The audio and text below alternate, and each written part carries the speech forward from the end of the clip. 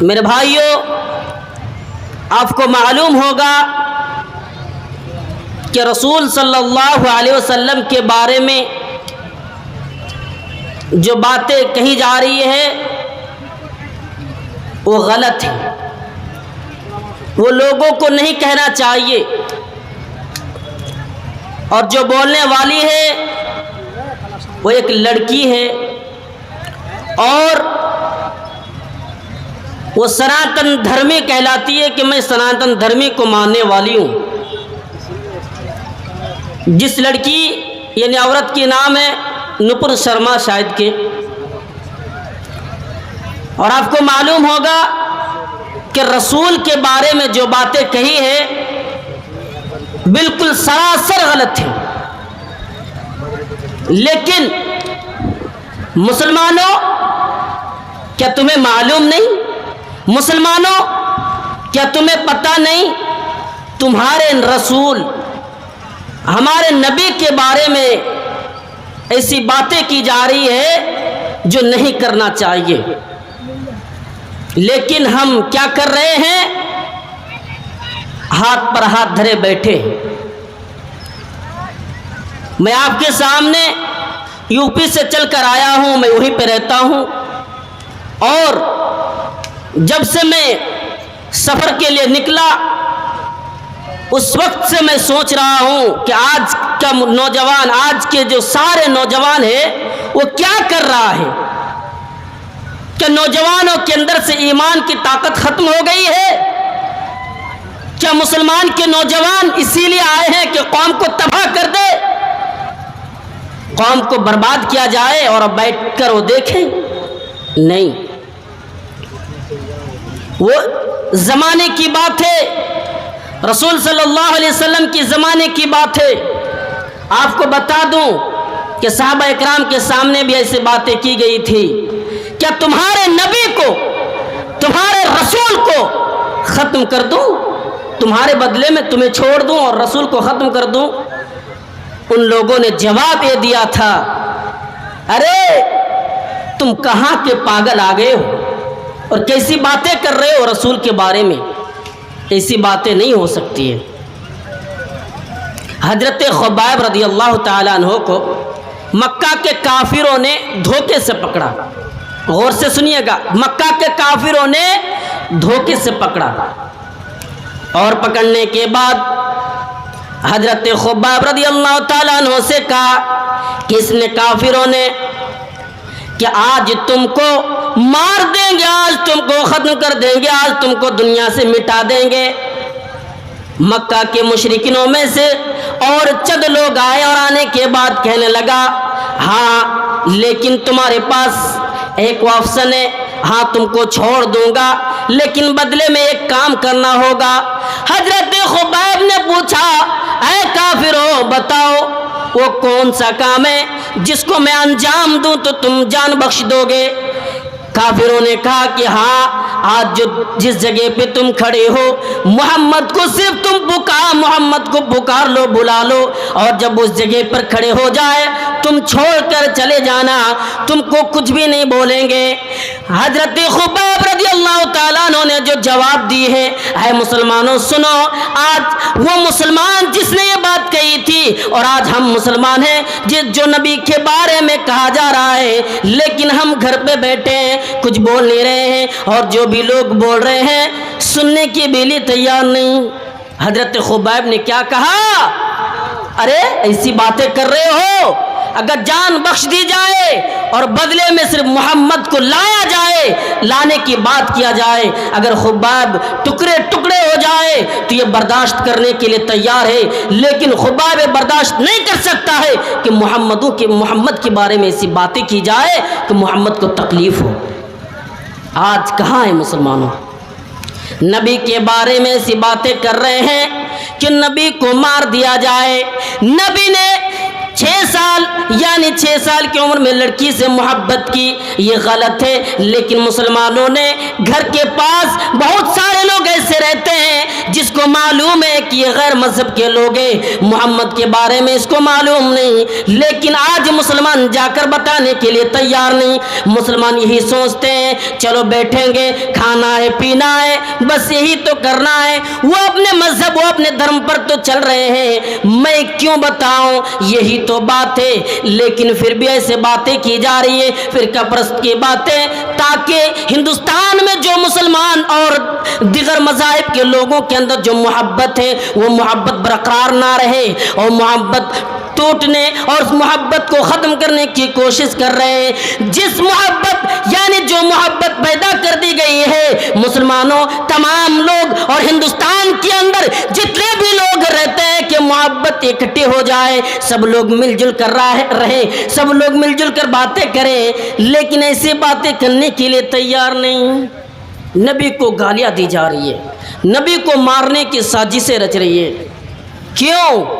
صرف دین کی بات بتائیے. اس لیے میں تو اور مقصد سے آیا تھا یہاں پہ بیٹھ کر, لیکن وقت کی کمی کی وجہ سے میں قیمتی باتیں آپ کو بتاؤں گا کہ اللہ کے نبی کے زمانے میں بھی جب اللہ کی مکی زندگی میں اللہ کے رسول صلی اللہ علیہ وسلم لوگوں کو دین کی باتیں بتائیں, لوگوں کو اسلام کی طرف بلانے کی کوشش کی, تو لوگوں نے اللہ کے نبی پر بھی ظلم کیا, کافروں نے اللہ کے نبی پر ظلم کیا, اللہ کے نبی کو مارا اور بے دردی بے رحمی کے ساتھ مارا کہ بولنے کی لاقی نہیں ہے, اب بول ہی نہیں سکتے ہیں. دیکھیے نبوت ملنے کے بعد جب انجام دینا دین کی خدمت کرنا شروع کیا تو ابو طالب کے پاس مکہ کے کافر پہنچے, اور پہنچنے کے بعد کہنے لگا ہے ابو طالب تم اپنے بھتیجوں کو روک لو ورنہ تم سے تمہارے خاندان والوں سے لڑیں گے, تم سے تمہارے سارے خاندان والوں سے لڑیں گے. ابو طالب ڈر گئے کہ کیا ہونے والا. محمد گھر آئے, محمد کو پکارا, کس نے؟ ابو طالب نے. اے بیٹا ادھر آؤ. جب آ گئے تو کہنے لگا کہ تمہاری قوم کے لوگ یہاں پہ آئے تھے اور ایسی ایسی باتیں کہہ کر گئی ہے کہ ایسی ایسی باتیں کہہ کر گئی ہے جو مارنے کی دھمکی دے رہے ہیں, اس لیے تم چھوڑ دو اس کام کو. اللہ کے نبی رو پڑتے ہیں, لیکن رونے کی وجہ سے ابو طالب نے کہا کہ جاؤ, تمہیں ڈرنے کی ضرورت نہیں ہے کہ تم ڈر جاؤ گے اور بھاگ جاؤ گے. نہیں ایسا کام نہیں ہو سکتا ہے, جاؤ اور اپنا کام انجام دیتے رہو. آج سے کوئی تمہارے بارے میں ایسی باتیں بھی نہیں کہہ سکتے ہیں. کوئی مکہ کے مشرکوں میں طاقت ہے نہیں جو تمہارے بارے میں ایسی باتیں بولیں گے. آئیے اللہ کے نبی صلی اللہ علیہ وسلم ایک دن حرم کے اندر نماز پڑھ رہے ہیں, مکہ کے کافر ابو جہل آئے, تمام لوگ آئے, اور آنے کے بعد کیا کیا, اللہ کے نبی سجدے کی حالت میں ہیں اور اونٹنی کی اوجھلی لا کر رکھ دی. اللہ کے نبی سر سے یعنی سجدے سے سر اٹھانا مشکل ہو رہا ہے, اللہ کے نبی سجدے میں گر پڑے ہیں, سر اٹھانا مشکل ہو رہا ہے. اس حالات میں بھی اللہ کے نبی سر نہیں اٹھا رہے ہیں.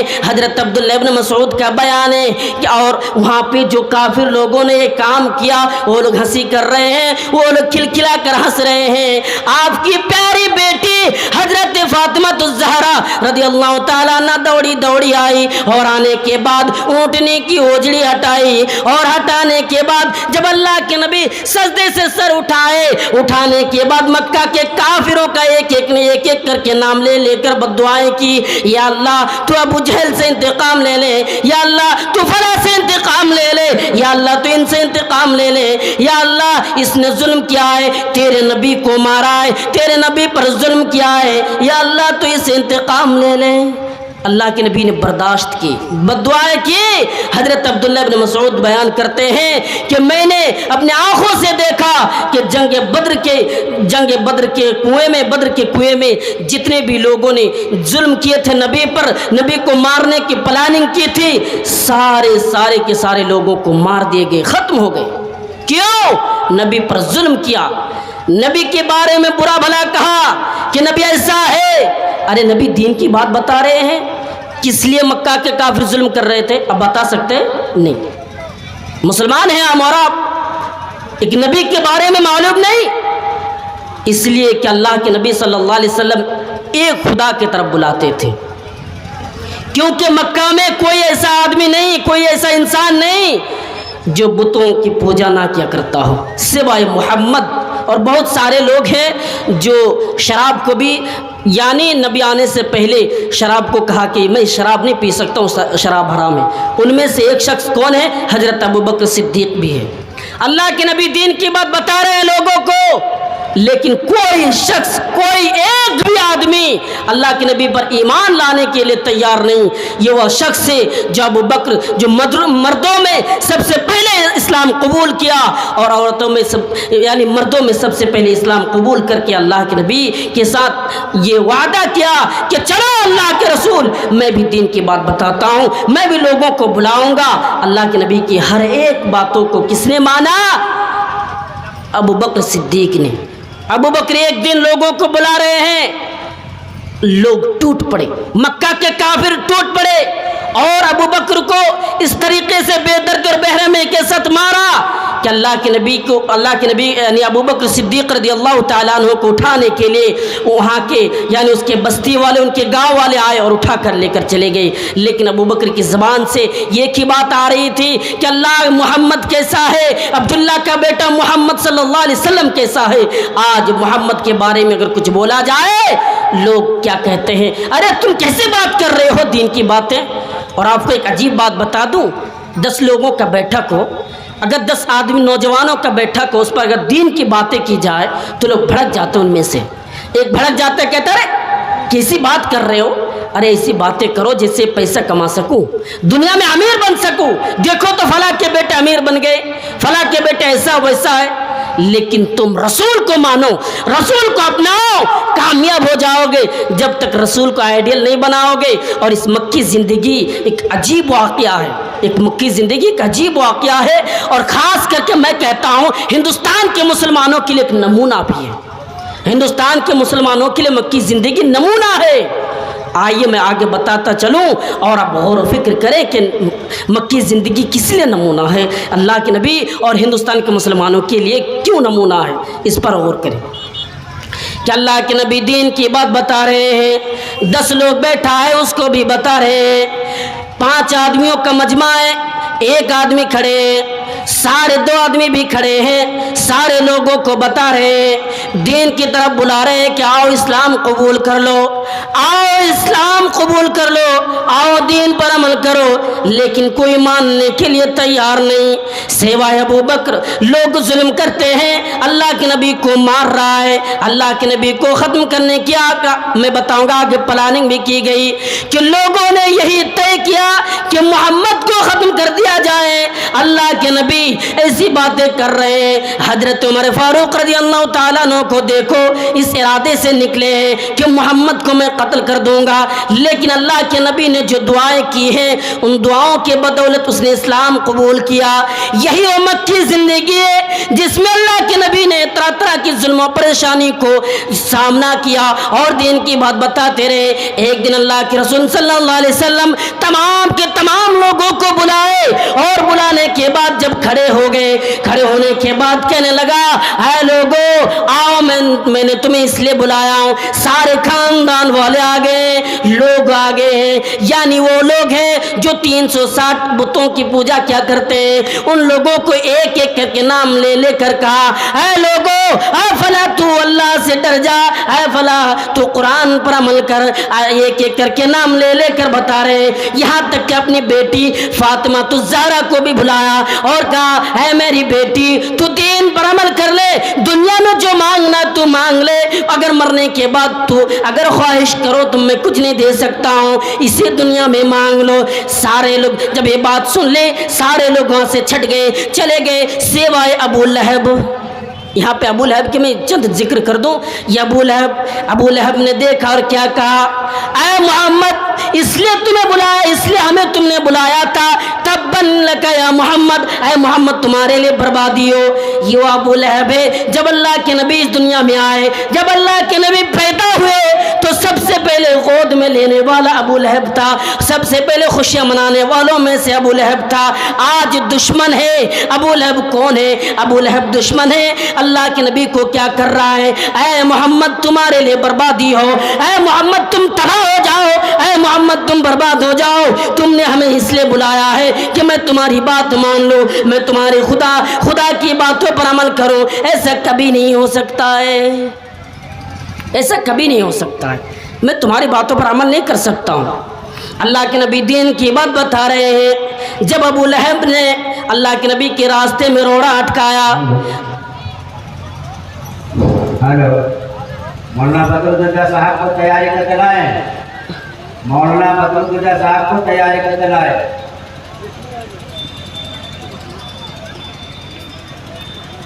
جب اللہ کے نبی نے یعنی اللہ کے رسول صلی اللہ علیہ وسلم کے راستے میں روڑا اٹکایا ابو جہل نے, تب اللہ تعالیٰ نے قرآن کریم کی آیت نازل کی. تبت یدا ابی لہب وتب, ابو لہب برباد ہو جائے, ابو لہب کے دونوں ہاتھ ٹوٹ جائے. ما اغنی عنہ مالہ وما کسب, ابو لہب کی کمائی ہوئی مال اور زندگی یعنی فرق کر دیا, یہ کمائی ہوئی مال بھی کام نہیں آیا. ابو لہب برباد ہے. سیصلی نارا ذات لہب, ابو لہب اب بھڑکنے والی آگ میں داخل ہونے والا ہے. اچھا, ابو لہب کا ابو لہب نام کیوں پڑا؟ جب روڑا اٹکایا نا, ابو لہب نام اس لیے پڑ گئے. ابو لہب گورا چٹا تھا, خوبصورت تھا, لیکن جب اللہ کے نبی کو روکنے کی کوشش کی, دین سے دور کرنے کی کوشش کی, تب یہ آیت نازل ہوئی. اور اللہ تعالیٰ آگے فرماتا ہے وہ اکیلا جانے والا نہیں ہے, ان کے ساتھ ان کی بیوی بھی جائے گی جو لکڑیاں ڈھونے میں کام کیا کرتی تھی. جب یہ آیت نازل ہوئی, اور آپ کو بتا دوں ابو لہب اللہ کے نبی صلی اللہ علیہ وسلم کا سمدھی بھی تھا, سمدھی تھا. 2 بیٹیوں کی شادی ہوئی تھی لیکن رخصتی نہیں ہوئی تھی. جب یہ آیت نازل ہوئی, ایسی باتیں آئی, آنے کے بعد اللہ کے نبی کے بارے میں ابو لہب نے اپنے بیٹوں سے کہا, اے میرے بیٹو جاؤ, سب سے پہلے محمد کی بیٹیوں کو طلاق دے دو, محمد کی بیٹیوں کو طلاق دے کر آؤ. اللہ کے نبی کی بیٹی کو طلاق دینے کے لیے ابو لہب کے بیٹے آ رہے ہیں اور بھرے محفل میں یعنی مجمع میں کھڑے ہوتے ہیں اور کہتے ہیں لوگوں سن لو, میں اس لیے آیا ہوں کہ میں محمد کی بیٹیوں کو طلاق دے دوں. یہ کٹھے ایک جگہ پر دونوں بیٹیوں کو طلاق دے دی. ابو لہب کے دونوں بیٹوں کا نام عتبہ اور عتیبہ تھا, جو دونوں بیٹوں نے آ کر طلاق دے دی. دیکھ رہے ہیں ابو لہب دین سے روکنے کی کوشش کی, کہا کہ ان چیزوں سے میں روک کر رہوں. اللہ کے نبی پھر بھی بات بتاتے رہے, ٹینشن اس بات کو نہیں لیا کہ لوگ مان نہیں رہا ہے, پھر بھی کوشش کر رہے کہ لوگ جہنم سے بچ جائے, لوگ جہنم سے دور ہو جائے. لوگ قرآن و حدیث پر عمل کرنے لگے, لوگ یہ خدا کی عبادت کرنے لگے. اگر وہ ایک خدا کی عبادت کرے گا تو کامیاب ہو جائے گا.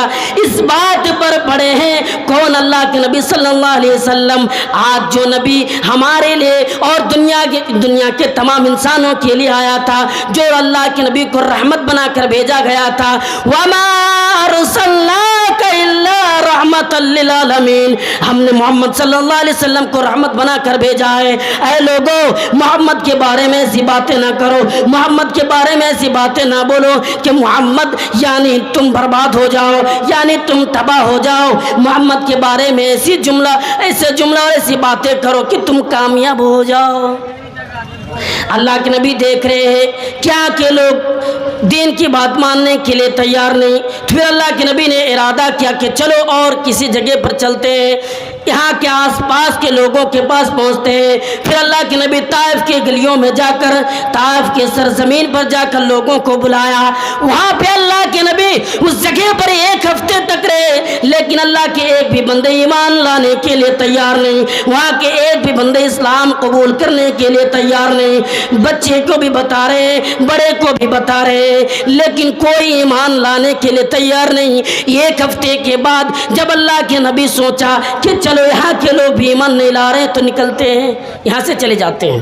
یہ سوچ کر جب نکلے تو وہاں کے بادشاہوں نے گنڈے اور موالیوں کو خریدا, پیسے دے دے کر گنڈے اور موالیوں کو خریدا, اور خریدنے کے بعد کہا اے لوگوں میں نے تمہیں اس لیے بلایا ہے, اے لوگوں میں نے تمہیں اس لیے خریدا ہے کہ ایک شخص جس کا نام ہے محمد, تم کو اس پر یعنی اس کو مارنا ہے, پتھروں کی بارشیں کرنا ہے. پھر اللہ کے نبی صلی اللہ علیہ وسلم پر پتھروں کی بارشیں کی گئی, اللہ کے نبی کو تکلیف اور پریشانی دی گئی, مارا گیا اللہ کے نبی نے.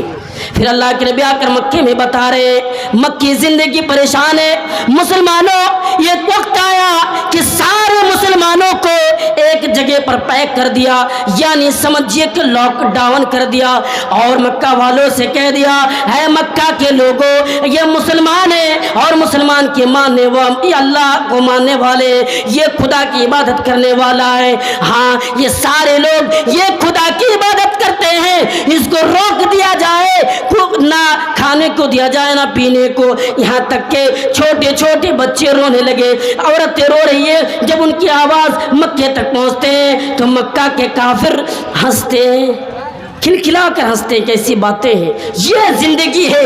اگر مسلمانوں آج تم پر ظلم کر رہا ہے، ظالم حکمراں آج تم پر ظلم کر رہے ہیں، تو صرف اس وجہ سے جو حجاج بن یوسف نے اپنے قوم اپنے لوگوں کو کہا تھا، آپ کو معلوم ہوگا کہ حجاج بن یوسف جو ظالم حکمراں گزرا ہے، ظالم حکمراں کیوں ہے؟ اس نے بڑے بڑے علماء کو قتل کروایا، اور ایک دن اس کے زمانے میں امام حسن بصری رحمۃ اللہ علیہ گزرے ہیں، اس کے پاس عوام لوگ پہنچے، اور پہنچنے کے بعد کیا کہا، اے لوگوں کیا کر رہے ہو؟ حجاج بن یوسف کے بارے میں شکایت کر رہے ہیں، کون؟ وہاں کے لوگ امام حسن بصری رحمۃ اللہ علیہ سے۔ امام حسن بصری بتا رہے ہیں لوگوں کو کہ دیکھیے دین پر عمل کیجئے۔ امام حسن بصری نے کہا ما جاء الحجاج الا بذنوبنا، اے لوگوں آج جو حجاج بن یوسف تم پر ظلم کر رہے ہیں صرف اس وجہ سے کہ تو نے دین کو چھوڑ دیا، تو نے نبی کے طریقے پر عمل کرنا چھوڑ دیا، تو نے رسول کے طریقے پر عمل نہیں کر رہے ہو، رسول نے جو دے دیا تو نے ان چیزوں کو اپنانا نہیں چاہا، پھر اللہ تعالیٰ نے تم کو برباد کر دیا، اور آج تم پر ظالم حکمراں مسلط ہے اور تم پر ظلم کر رہا ہے۔ آئیے میں ایک دلچسپ واقعہ آپ کو سنانا چاہتا ہوں، یہ اکبر بادشاہ کا واقعہ ہے۔ اکبر بادشاہ کے دربار میں کچھ فرقہ پرست لوگ پہنچے، اور آنے کے بعد کیا کہا کہ بادشاہ صاحب آپ کیا کر رہے ہیں؟ آپ کے جو وزیر ہے نا بہت دن سے یہ کام سنبھال رہا ہے، ہم لوگوں کی رائے یہ ہے کہ اس کو ہٹا دیا جائے، چند سال کے لیے اس کو دور کر دیا جائے۔ کون کہہ رہا ہے؟ اکبر بادشاہ کے بارے میں ایسی بات ہم نے اکبر بادشاہ سے شکایت کر رہے ہیں، وزیر بیربل کا نام سنے ہوں گے کہ وزیر بیربل کا، تو اس نے کہا کہ چلو میں ایک ایگزام لیتا ہوں تم لوگوں سے، جو اس ایگزام کو پاس کریں گے اس کو میں رکھوں گا۔ عجیب بات آنے والی ہے، غور کیجئے گا۔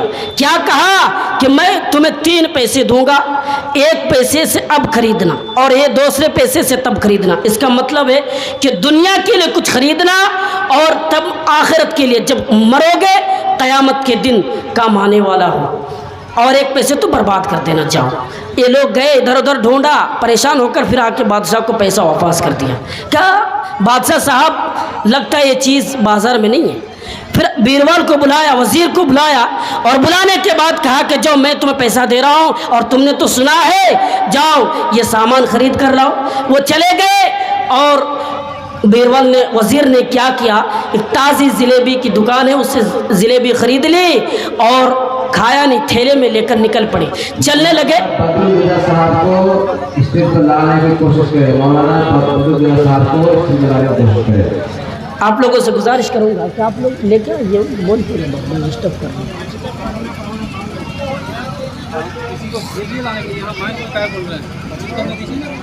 اگر ڈسٹرب کرنا ہی ہے تو بلایا تو۔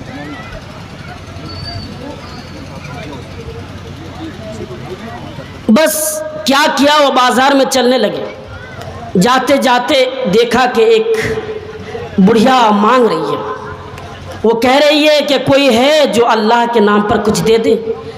وزیر نے 1 پیسہ جو تھیلا میں یعنی اپنے پاس لے کر جا رہے تھے اس کو دے دیا۔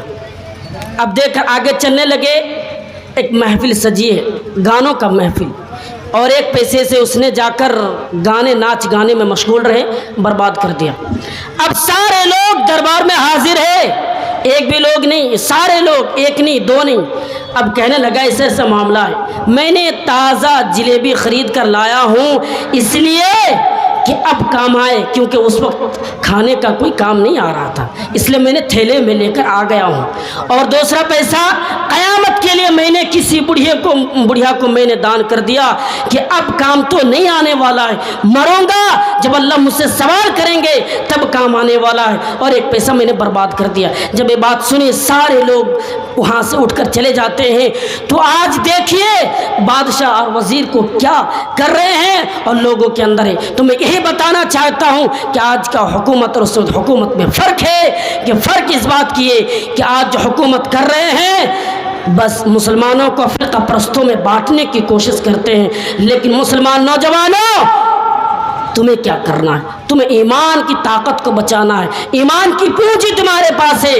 جب تک تم ایمان کی پونجی کو نہیں سنبھالو گے تب اس وقت تک تم کامیاب نہیں ہو سکتے ہو، اس لیے ایمان کی پونجی کو بچانا ضروری ہے۔ یہی میں مکی زندگی میں آپ کو بتانا چاہتا تھا۔ آئیے دیکھیے اللہ کے رسول صلی اللہ علیہ وسلم پھر مکے میں دین کی بات بتا رہے ہیں، مشکل ہو رہا ہے، بڑھتا چلا جا رہا ہے۔ اب ایک ایک کر کے مکہ سے لوگ نکل کر جانے سفر کر رہے ہیں، کوئی تو حبشہ جا رہے ہیں، مدینے کی ہجرت کر رہے ہیں۔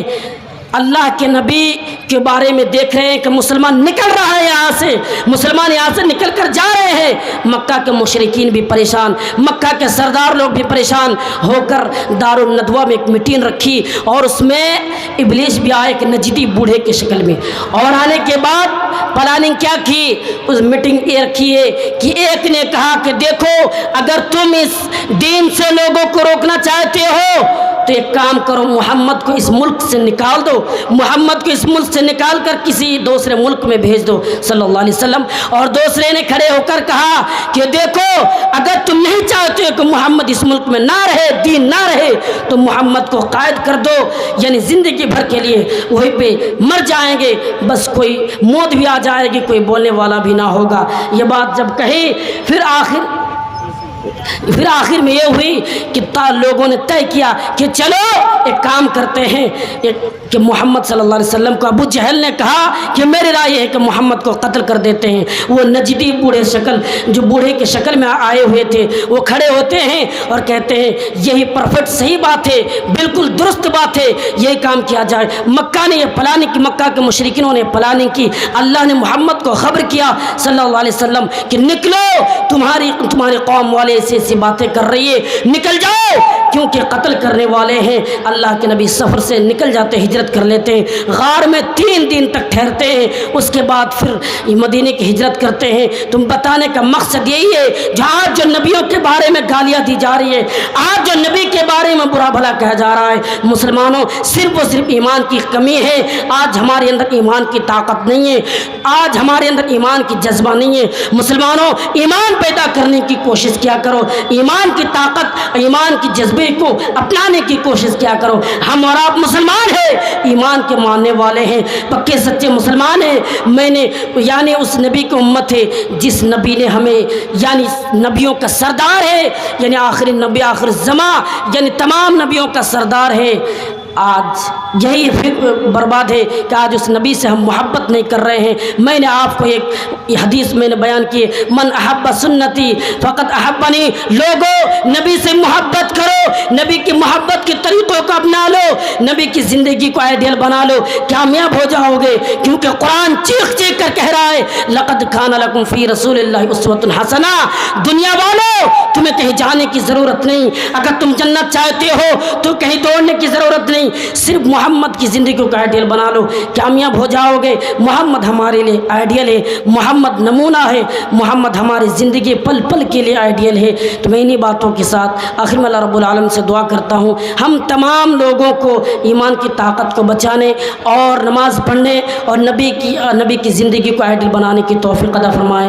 آمین۔ وآخر دعوانا الحمدللہ رب العالمین۔